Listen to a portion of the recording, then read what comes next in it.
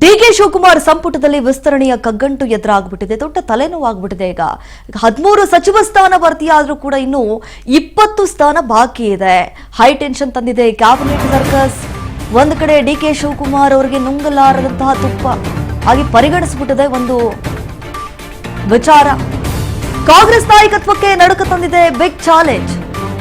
High command formula ಹಾಗೂ ಸ್ಥಳೀಯ ಲೆಕ್ಕಾಚಾರ. ಎಲ್ಲಾ ಜಿಲ್ಲೆಗೂ ಸಿಗ್ತಾ ಇಲ್ಲ ಪ್ರಾತಿನಿಧ್ಯ, ಎಲ್ಲಾ ಜಾತಿಗೂ ಅಸಾಧ್ಯ. ಜಿಲ್ಲಾವಾರು ಸಚಿವ ಸ್ಥಾನ ಹಂಚಿಕೆ ಹೈಕಮಾಂಡ್ಗೆ ದೊಡ್ಡ ಸರ್ಕಸ್ ಆಗಿಬಿಟ್ಟಿದೆ. ನೋಡಿ, ಬೆಳಗಾವಿಯಲ್ಲಿ 6 ಸಚಿವರು ಸಚಿವ ಸ್ಥಾನವನ್ನ ಗಿಟ್ಟಿಸಿಕೊಳ್ಬೇಕು ಅಂತ ಹೇಳಿ ಸಾಕಷ್ಟು ರೀತಿಯಾದಂತಹ ರಣತಂತ್ರಗಾರಿಕೆಯನ್ನ ಹೂಡ್ತಾ ಇದ್ದಾರೆ. ರಾಹುಲ್ ಗಾಂಧಿ ದಾಳಿಗೆ ಬರ್ತಾ ಇದ್ದಂತೆ ಆಕಾಂಕ್ಷಿಗಳು ಈಗ ಅಲರ್ಟ್ ಆಗಿದ್ದಾರೆ. ನಿಜಕ್ಕೂ ಈಗ ಹೇಳತೀರದಾಗ್ಬಿಟ್ಟಿದೆ.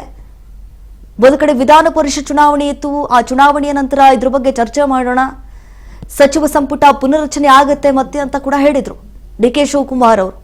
ಅಂದ ಹಾಗಾದ್ರೆ ಯಾವಾಗ ಆಗುತ್ತೆ ಈ ಒಂದು ವಿಸ್ತರಣೆ ಸಂಪುಟದಲ್ಲಿ?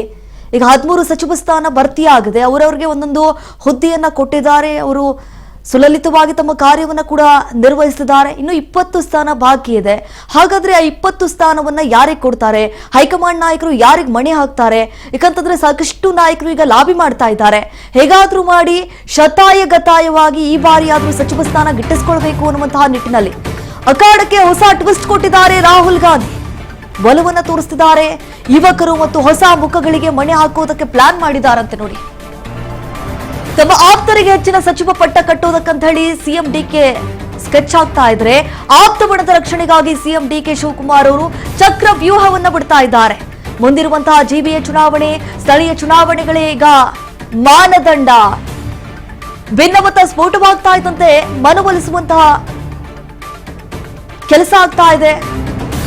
ನೋಡಿ, ಈಗ ದೊಡ್ಡ ತಲೆನೋವಾಗ್ಬಿಟ್ಟಿದೆ. ಹೇಳಿ ಕೇಳಿ ಮುಂಬರುವಂತಹ ಈ ಸ್ಥಳೀಯ ಚುನಾವಣೆ ಆಗಿರ್ಬೋದು, ಹಾಗೆ ಜಿಬಿಎ ಚುನಾವಣೆ ಆಗಿರ್ಬೋದು, ಅದನ್ನು ಯಾವ ರೀತಿ ಎದುರಿಸಬೇಕು, ಅಲ್ಲಿ ಯಾವ ರೀತಿ ಗೆದ್ಕೊಂಡು ಬರಬೇಕು ಹೇಳಿ ಕೇಳಿ. ಹಿಂದೆ ಸಿದ್ದರಾಮಯ್ಯ ಅವರ ಬಣದಲ್ಲಿ ಗುರುತಿಸಿಕೊಂಡಿರುವಂತಹ ನಾಯಕರೇನಿದ್ದಾರೆ ಅವ್ರಿಗೇನಾದ್ರೂ ಈ ಬಾರಿ ಚಾನ್ಸ್ ಕೊಡ್ತಾರಾ, ಅಥವಾ ಹೊಸ ಮುಖಗಳಿಗೆ ಮಾನ್ಯತೆ ಸಿಗುತ್ತಾ? ನಿಜಕ್ಕೂ ದೊಡ್ಡ ತಲೆನೋವಾಗ್ಬಿಟ್ಟಿದೆ ಈಗ ಹೈಕಮಾಂಡ್ ನಾಯಕರಿಗೆ. ಯಾರಿಗೆ ಕೊಟ್ಟರು, ಯಾರಿಗೆ ಬಿಡಬೇಕು, ಯಾರು ಸಮರ್ಥರನ್ಸ್ತಾರೆ, ಯಾರು ಪಕ್ಷಕ್ಕಾಗಿ ದುಡಿತಾರೆ, ಯಾರು ಪಕ್ಷ ವಿರೋಧಿ ಚಟುವಟಿಕೆಗಳಲ್ಲಿ ತಮ್ಮನ್ನ ತಾವು ತೊಡಗಿಸ್ಕೊಳ್ಳಲ್ಲ, ಯಾರು ಪಕ್ಷದ ವರ್ಚಸ್ಸನ್ನ ಕುಗ್ಗಿಸುವಂತಹ ಕೆಲಸ ಮಾಡ್ತಾರೆ, ಅವರನ್ನ ಬದಿಗಿಟ್ಟು ಪಕ್ಷಕ್ಕಾಗಿ ಹಗಲು ಇರುಳು ಅನ್ನದೇ ಯಾರು ದುಡಿತಾರಲ್ಲ ಹೊಸ ಮುಖಗಳಿಗೆ ಈ ಬಾರಿ ಚಾನ್ಸ್ ಕೊಡಬೇಕು ಅಂತ ಹೇಳಿ ಕೂಡ ಮುಂದಾಗ್ತಿದ್ದಾರೆ. ಸೊ ಈ ಬಾರಿ ಯಾವ ಬಣಕ್ಕೆ ಎಷ್ಟೆಷ್ಟು ಸ್ಥಾನವನ್ನ ಸಿಗಬಹುದು, ಹೈಕಮಾಂಡ್ ನಾಯಕರು ಯಾರಿಗೆ ಮಣೆ ಹಾಕಬಹುದು? ಡಿಕೆ ಶಿವಕುಮಾರ್ ಅವರು ತಮ್ಮ ಆಪ್ತ ಬಣದಲ್ಲಿ ಗುರುತಿಸಿಕೊಂಡಿರುವಂತಹ ನಾಯಕರನ್ನ ಬಿಟ್ಟುಕೊಡೋದಕ್ಕೆ ರೆಡಿಯಲ್ಲ. ಮತ್ತೊಂದು ಕಡೆ ಸಿದ್ದರಾಮಯ್ಯ ಅವರು ಕೂಡ ದುಂಬಾಲು ಬೀಳ್ತಿದ್ದಾರೆ. ಹೈಕಮಾಂಡ್ ನಾಯಕರನ್ನ ಮನವೊಲಿಸುವಲ್ಲಿ ಸಾಕಷ್ಟು ರೀತಿಯಾದಂತಹ ರಣತಂತ್ರವನ್ನ ಹೆಣೆಯುವಂತಹ ಕೆಲಸ ಆಗ್ತಾ ಇದೆ ಸಿದ್ದರಾಮಯ್ಯ ಅವರಿಂದ. ಯಾಕಂತಂದ್ರೆ ಅವರ ಬಣದಲ್ಲಿ ಗುರುತಿಸಿಕೊಂಡಿರುವಂತಹ ಪ್ರಭಾವಿ ನಾಯಕರಿಗೆ ಹೇಗಾದ್ರೂ ಮಾಡಿ ಸ್ಥಾನಮಾನವನ್ನ ಕೊಡಿಸಬೇಕು ಅಂತ ಹೇಳಿ ಸಚಿವ ಸಂಪುಟ ವಿಸ್ತರಣೆ ಮಾಡುವ ಸಂದರ್ಭದಲ್ಲಿ ಹಾಗಾದ್ರೆ ಯಾರ ಬಣಕ್ಕೆ ಎಷ್ಟು ಅವಕಾಶ ಸಿಗಬಹುದು ಈ ಬಾರಿ ಅನ್ನುವಂಥದ್ದು ಈಗ ಸಾಕಷ್ಟು ಪ್ರಶ್ನೆ ಆಗಿದೆ. ನಿಜಕ್ಕೂ ಈಗ ಕಾಂಗ್ರೆಸ್ ನಾಯಕತ್ವಕ್ಕೆ ನಡುಕ ತಂದಿದೆ ಈ ಒಂದು ಬಿಗ್ ಚಾಲೆಂಜ್. ಯಾವ ರೀತಿ ಎದುರಿಸ್ತಾರೆ ಹಾಗಾದ್ರೆ ಡಿಕೆ ಶಿವಕುಮಾರ್ ಅವರು ಮುಂದಿನ ದಿನಗಳಲ್ಲಿ ಅನ್ನುವಂತಹ ಪ್ರಶ್ನೆ ಈಗ ಸಹಜವಾಗಿ ಕಾಡ್ತಾ ಇದೆ. ಯಾಕಂತಂದ್ರೆ ಈಗ ವಿಸ್ತರಣೆ ಮಾಡಿ ಅಂತ ಹೇಳಿ ಕೆಲವೊಂದಿಷ್ಟು ನಾಯಕರುಗಳು ಲಾಬಿ ಮಾಡ್ತಿದ್ದಾರೆ, ದೆಹಲಿ ಅಂಗಳಕ್ಕೆ ಹೋಗ್ತಿದ್ದಾರೆ, ರಾಹುಲ್ ಗಾಂಧಿ ಅವರನ್ನ ಭೇಟಿಯಾಗಿ ಮನವೊಲಿಸುವಂತಹ ಪ್ರಯತ್ನ ಕೂಡ ಆಗ್ತಾ ಇದೆ.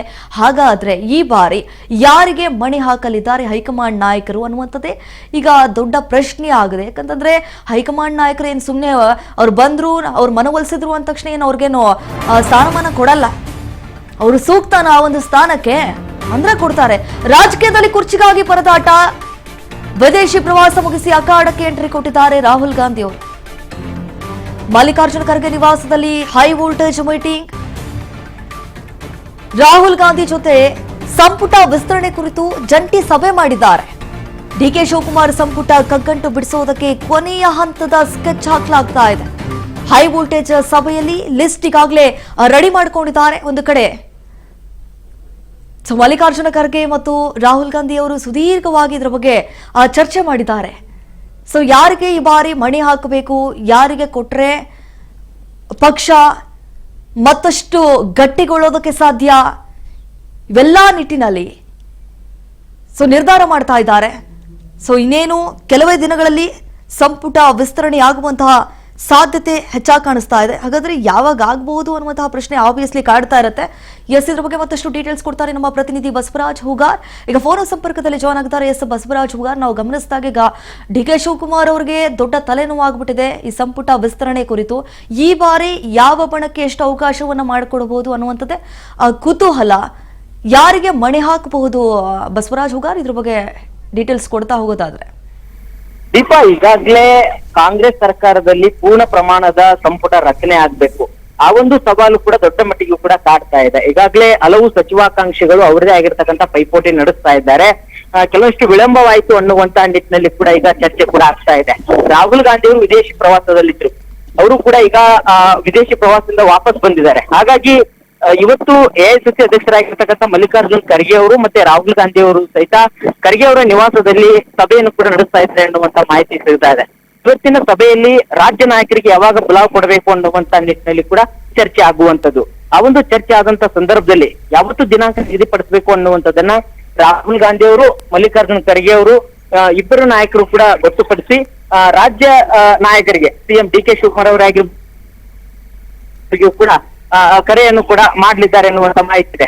ಹಾಗಾಗಿ ಹೈಕಮಾಂಡ್ ನಾಯಕರು ಯಾವಾಗ ಕರೆಯನ್ನ ಮಾಡ್ತಾರೆ ಅವಾಗ ತಕ್ಷಣವೇ ನಾವು ಡೆಲ್ಲಿಗೆ ಹೋಗ್ತೀವಿ ಅನ್ನುವಂತ ಮಾತನ್ನು ಕೂಡ ಈಗಾಗಲೇ ಸಿಎಂ ಡಿ.ಕೆ. ಶಿವಕುಮಾರ್ ಅವರು ಕೂಡ ಹೇಳಿಕೆಯನ್ನು ಕೂಡ ಕೊಟ್ಟಿರ್ತಕ್ಕಂಥದ್ದು. ಅದರಂತೆ ಎಐಸಿಸಿ ಅಧ್ಯಕ್ಷರಾಗಿರ್ತಕ್ಕಂಥ ಮಲ್ಲಿಕಾರ್ಜುನ್ ಖರ್ಗೆ ಅವರು ಸಹಿತ ಆದಷ್ಟು ಬೇಗನೆ ಸಚಿವ ಸಂಪುಟ ರಚನೆ ಮಾಡ್ತೇವೆ ಅನ್ನುವಂತ ನಿಟ್ಟಿನಲ್ಲಿ ಕೂಡ ಹೇಳಿಕೆಯನ್ನು ಕೂಡ ಕೊಟ್ಟಿದ್ರು. ಈ ಒಂದು ನಿಟ್ಟಿನಲ್ಲಿ ಇವತ್ತು ಏನ್ ನಡೀತಾ ಇರುವಂತಹ ಸಭೆ ಏನಾಗಿದೆ ಬಹಳ ದೊಡ್ಡ ಮಟ್ಟಿಗೆ ಕೂಡ ಮಹತ್ವ ಪಡೆದುಕೊಂಡಿದೆ. ಆದಷ್ಟು ಬೇಗನೆ ಒಂದು ಪೂರ್ಣ ಪ್ರಮಾಣದ ಒಂದು ಸಂಪುಟ ರಚನೆ ಮಾಡಬೇಕು. ಯಾಕಂತಂದ್ರೆ ಆಗಸ್ಟ್ 6ನೇ ತಾರೀಕಿಗೆ ಕೂಡ ಒಂದು ಮುಂಗಾರು ಅಧಿವೇಶನ ಕೂಡ ಇದೆ. ಈ ಒಂದು ನಿಟ್ಟಿನಲ್ಲಿ ಅದ್ರೊಳಗಾಗಿ ಕೂಡ ಪೂರ್ಣ ಪ್ರಮಾಣದ ಸಚಿವ ಸಂಪುಟ ರಚನೆ ಮಾಡಬೇಕು ಅನ್ನುವಂತ ಲೆಕ್ಕಾಚಾರ ಕಾಂಗ್ರೆಸ್ ಪಕ್ಷದ ನಾಯಕರಿಗೆ ಇರುವಂತದ್ದು. ಹಾಗಾಗಿ ಇವತ್ತಿನ ಸಭೆಯಲ್ಲಿ ಚರ್ಚೆ ನಡೆಸಿ ಒಂದು ದಿನಾಂಕವನ್ನು ನಿಗದಿಪಡಿಸುವಂತ ಎಲ್ಲಾ ಸಾಧ್ಯತೆ ಕೂಡ ಇದೆ. ದೀಪಾ, ಬಸವರಾಜ್, ನಾವು ಗಮನಿಸಿದಾಗ ಈಗ ಪಕ್ಷ ಸೇವೆ ಆಗಿರ್ಬೋದು, ಜಾತಿ ಹಿರಿತನ, ಇದರ ಆಧಾರದಲ್ಲಿ ಈಗ ಪ್ರಯತ್ನಗಳು ನಡೀತಾ ಇರುವಂತದ್ದು ಸ್ಥಾನಕ್ಕಾಗಿ. ಒಂದು ವೇಳೆ ಏನಾದ್ರೂ ಇದರ ಮಾನದಂಡಗಳ ಮೇಲೆ ಯಾವ ರೀತಿ ಕೊಡಬಹುದು ಅಂತ ಹೇಳಿ? ದೀಪಾ, ಈಗಾಗಲೇ ಉಳಿದಿರ್ತಕ್ಕಂಥ 20 ಸ್ಥಾನಗಳಿಗೆ ಸಚಿವರನ್ನ ಆಯ್ಕೆ ಮಾಡುವಂತಹದ್ದು ಸವಾಲು ಕೂಡ ಕಾಂಗ್ರೆಸ್ ಪಕ್ಷದ ಹೈಕಮಾಂಡ್ ನಾಯಕರಿಗೆ ಇರುವಂತದ್ದು. ಈಗ ಜಾತಿವಾರು, ಪ್ರಾದೇಶಿಕವಾರು ಮತ್ತೆ ಹೊಸ ಮುಖಗಳಿಗೆ ಕೂಡ ಅವಕಾಶ ಮಾಡಿಕೊಡ್ಬೇಕು ಅನ್ನುವಂತ ಲೆಕ್ಕಾಚಾರದಲ್ಲಿದೆ. ಯುವಕರಿಗೆ ಈ ಬಾರಿಯ ಸಂಪುಟದಲ್ಲಿ ಅವಕಾಶ ಮಾಡಿಕೊಡ್ಬೇಕು ಅನ್ನುವಂಥದ್ದು ರಾಹುಲ್ ಗಾಂಧಿ ಅವರ ಒಂದು ಥೀಮ್ ಕೂಡ ಆಗಿರ್ತಕ್ಕಂಥದ್ದು. ಹಾಗಾಗಿ ಇದನ್ನೆಲ್ಲವನ್ನು ಕೂಡ ಪರಿಗಣಿಸಿ ಅದರ ಜೊತೆಗೆ ಹೈಕಮಾಂಡ್ ನಿಂದಲೂ ಕೂಡ ಕೆಲವೊಂದಿಷ್ಟು ನಾಯಕರು, ಶಾಸಕರಿಗೂ ಕೂಡ ಅವಕಾಶ ಕೊಡುವಂತ ಎಲ್ಲ ಸಾಧ್ಯತೆ ಕೂಡ ಇದೆ. ಅದನ್ನೆಲ್ಲವನ್ನು ಕೂಡ ಗಮನಿಸಿ ಮತ್ತೆ ಮುಂಬರ್ತಕ್ಕಂಥ ಚುನಾವಣೆಗಳಿಗೆ ಕೂಡ ಯಾವುದೇ ರೀತಿ ಅಸಮಾಧಾನ ಆಗ್ಬಾರ್ದು. ಒಂದ್ ವೇಳೆ ಶಾಸಕರು ಅಸಮಾಧಾನಗೊಂಡ್ರೆ ಅವ್ರನ್ನ ವಿಶ್ವಾಸಕ್ಕೆ ತೆಗೆದುಕೊಳ್ಳುವಂತ ಪ್ರಯತ್ನದ ಭಾಗವಾಗಿ ಏನೆಲ್ಲ ಮಾಡಬೇಕು ಅನ್ನುವಂತ ಚರ್ಚೆ ನಡೆಸಿ ಒಂದು ಸಮುದಾಯವಾರು, ಪ್ರಾದೇಶಿಕವಾರು ಮತ್ತೆ ಪಕ್ಷ ಒಂದಿಷ್ಟು ಶಾಸಕರಿಗೆ ಏನೋ ಒಂದು ಮಾತು ಕೊಟ್ಟಿದೆ ಅವರಿಗೂ ಕೂಡ ಅವಕಾಶ ಮಾಡಿಕೊಡ್ಬೇಕು ಅನ್ನುವಂತ ಲೆಕ್ಕಾಚಾರದಲ್ಲಿದೆ. ಮತ್ತೆ ಹಿರಿಯರನ್ನು ಕೂಡ ಪರಿಗಣಿಸಬೇಕು ಅನ್ನುವಂಥದ್ದಿದೆ. ಎಲ್ಲರನ್ನೂ ಕೂಡ ವಿಶ್ವಾಸಕ್ಕೆ ತೆಗೆದುಕೊಂಡು ಈ ಇರುವಂತಹ 20 ಸ್ಥಾನಗಳನ್ನ ಹಂಚಿಕೆ ಮಾಡಬೇಕು ಅನ್ನುವಂತ ನಿಟ್ಟಿನಲ್ಲಿ ಕೂಡ ಈಗ ಸಿಎಂ ಡಿ.ಕೆ. ಶಿವಕುಮಾರ್ ಅವರು ಕೂಡ ಅವರದೇ ಆಗಿರ್ತಕ್ಕಂಥ ಪಟ್ಟಿಯನ್ನು ಸಿದ್ಧಪಡಿಸಿಕೊಂಡಿದ್ದಾರೆ.